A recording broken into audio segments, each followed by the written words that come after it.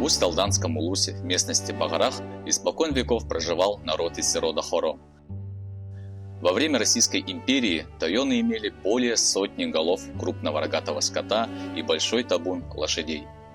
В годы советской власти коммунисты провели обобществление сельскохозяйственных животных и угодий. Появились первые товарищества совместного ведения хозяйства, превратившиеся в коллективные хозяйства. Хоринцы объединились в колхоз «Красный маяк» и относились к среднему коллективному хозяйству. В 30-е годы колхоз выполнял государственные задания по сдаче молока, масла и мяса, расширял посевные поля. Несмотря на рисковую зону земледелия Средней Якутии, колхоз выращивал не только зерновые, но и овощные культуры, в том числе картофель. При увеличении поголовья скота было принято распоряжение в правлении колхоза о создании молодежно-комсомольской фермы. В 1941 году летом 12 молодых колхозников получили задание построить здание фермы. Место фермы выбрали на опушке леса у дороги, ведущей в соседний Байгантайский наслег, и определили использовать как летнее строение. Ребята вырыли глубокие ямы, чтобы на следующий день установить опоры здания. Этих парней с золотыми руками ждало прекрасное будущее, хоть за рулем бульдозера, хоть в лице образованного агронома. Но мирный труд советских людей был прерван войной. С колхоза «Красный маяк» на фронт ушли все 12 человек, принимавших участие в строительстве. Домой вернулись только 3 фронтовиков, израненные, искалеченные, но тем не менее продолживших мирный труд в колхозе. Но возведение фермы было остановлено навсегда. В вырытых ямах постепенно выросли деревья, лиственницы и елочки, как напоминание о тех, кто не пришел с победой.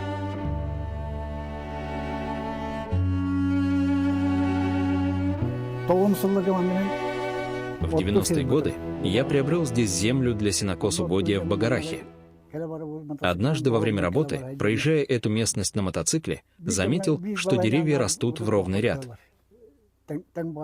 Остановившись, я подошел ближе и увидел ямы, откуда росли деревья. Я поинтересовался у старейшин, у Ивана Семеновича, у учителя Марфы Афанасьевны, у здешних жителей, и они мне ответили, что это местность, где строили летнюю ферму, но парней, которые строили здание, призвали на военные службы. В 2000-е годы участвовали в проекте 2000 добрых дел со всей школой. И наша школа получила медаль. Далее установили ограждение и с помощью Марфы Афанасьевны и Ивана Семеновича отлили плиты с именами. Дали название «Аллея памяти». С этой темой дети участвовали в различных мероприятиях, проектах, также добавили недостающие имена на плитах. К 70-летию Победы с помощью населения облагородили, обновили и сделали открытую выставку, где представлены орудия труда тех времен. Этой зимой должны построить юрту-балаган той эпохи. Материалы, дерево есть. Люди смогут увидеть, как жили те молодые парни, которые отправились на войну. Талантливые люди написали много стихотворений, песен, более 10 произведений в целом и пишут еще. Также есть трибуна, где проводили этих ребят на войну, говорили слова благословения, чтобы они вернулись здоровыми и с победой. Для трибуны сделали ограждение, навес. Это памятное строение является важной частью аллеи. Аллея памяти в местности Багарах занимает ровную площадку прямоугольного плана, примерно 100 на 50 метров, рядом с дорогой. Участок огорожен трехжильной изгородью на столбах. Вход в аллею организован с юго-западной стороны. На фронтоне прикреплены 3 мемориальные доски с надписями. Аллею составляет 3 прямые дорожки, по сторонам которых были выкопаны ямы по 4 ряда. Средняя дорожка получилась более широкой, чем по сравнению с крайними. В каждом ряду были выкопаны по 16 ям.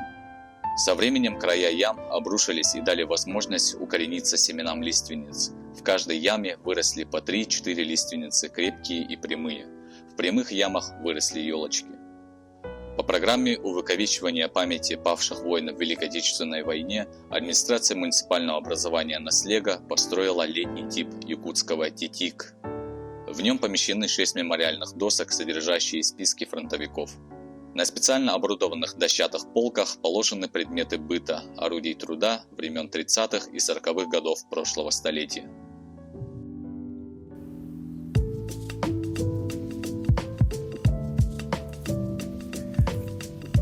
В 2017 году в адрес Департамента Республики Саха-Якутия по охране объектов культурного наследия поступило заявление от Чаранской средней школы о постановке данной местности на государственную охрану. Общественный совет одобрил его включение в перечень выявленных объектов культурного наследия. В октябре 2017 года была включена в перечень выявленных объектов культурного наследия. Следующий шаг – надо было обосновать экспертизу. В 2021 году заказали данную экспертизу у Петрова Пантелеймона Пантелеймоновича, где он подтвердил и доказал по результатам исследования, что данная местность подлежит государственной охране в виде достопримечательного места, так как оно соответствует критериям закона, а именно это совместное творение, созданное человеком и природой. 11 мая 2022 года приказом департамента данная местность была включена в Единый государственный реестр народов Российской Федерации как регионального значения в виде достопримечательного места. И с тех пор данная местность подлежит государственной охране под защитой государства.